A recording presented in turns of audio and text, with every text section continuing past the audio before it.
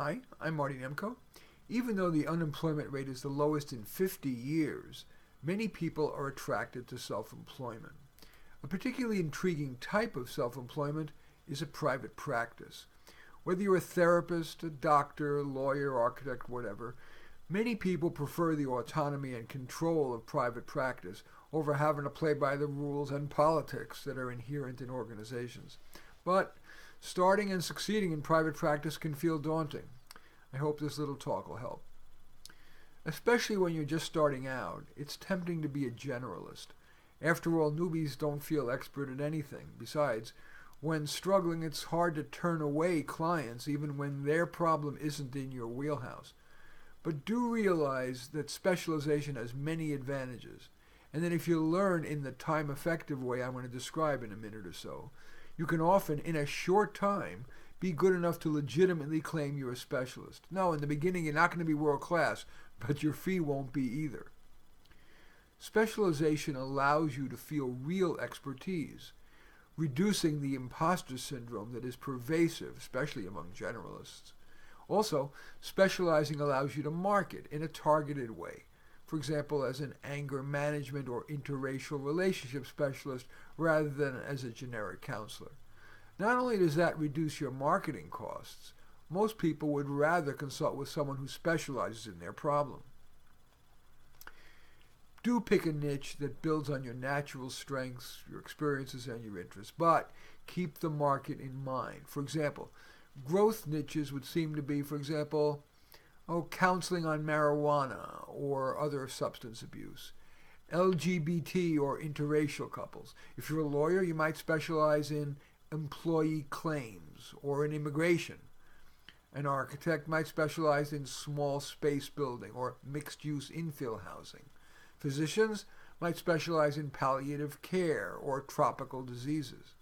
And career counselors might specialize in nonprofit or high-tech employment. My career counseling niche is what I call brilliant strugglers.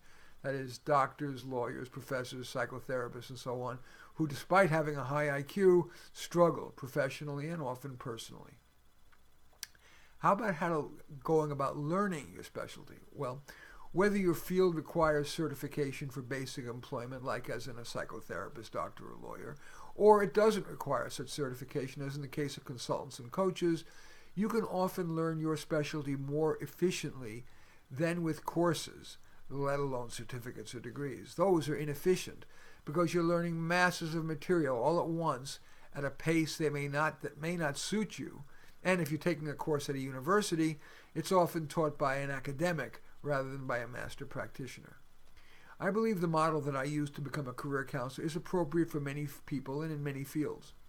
I started by reading a well-reviewed introductory textbook on career counseling. And in the margins, I wrote questions and comments, and in a Word file, I recorded nuggets that I wouldn't remember but wanted to. I then attended a conference of career counselors and asked the speakers, who seemed to be the best ones and the ones who were most compatible with me as my style as a career counselor, if I could ask them the questions I had noted in my book's margins. Then I asked if I could watch them doing sessions, with client permission, of course, and later had them watch me doing volunteer career counseling, asking for honest feedback both from them and from the client. When I felt I was adding sufficient value, I started charging clients. But I still asked for honest feedback, and I continued to read articles that would help me with whatever problem I was struggling with. I usually found those articles simply by doing a Google search.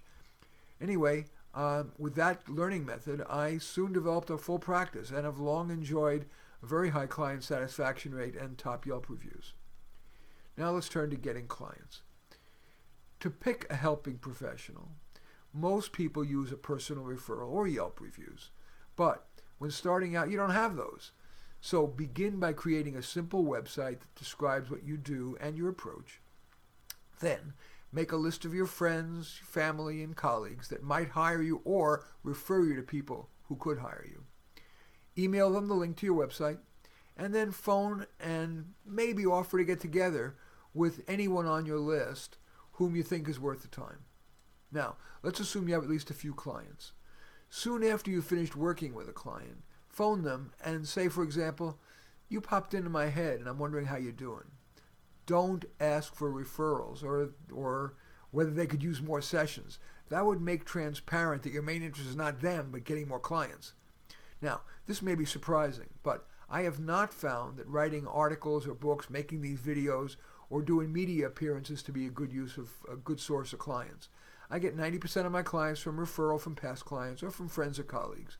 I get 5% from live speaking engagements and only 5% from my 12 books, 3,500 articles, and hundreds of radio and TV appearances. Now I want to just talk a bit about running session 1. The first session is particularly important. You want to be sure the client doesn't leave feeling he or she got too little to justify another session. So, as I do, I would urge you to have clients complete a probing questionnaire to mail you for review at least an hour before your first session. That allows you to hit the ground running. And finally, a word about ethics. Alas, consciously or not, some counselors tend to drag out the process so they can get more money or keep the relationship going. I try to stay vigilant to getting our work done as quickly as possible without the client feeling I'm pushing them away. And there is an ethical issue specific to career counselors that I want to mention. I will not write people's resumes because employers use resumes not just as a recitation of work history, but as an index of the candidate's ability to think, to organize and present information clearly. If I write their resume, the employer gets as misleading a sense of the candidate as when a parent writes their child's college application essay. In sum, self-employment is far from easy. Certainly running a private practice is. Most people conclude that they would rather give up the autonomy in exchange for not having to market, do the IT, the accounting, and so on. But for the right person, a private practice can be the ideal life. It certainly is for me. I do thank you for watching. If you found this of value, certainly I'd welcome your giving it a thumbs up. And there's a share button right underneath the video and sharing it with your social media. And certainly writing any comments or asking any questions. In any case, thanks again for watching. I am Marty Nemko.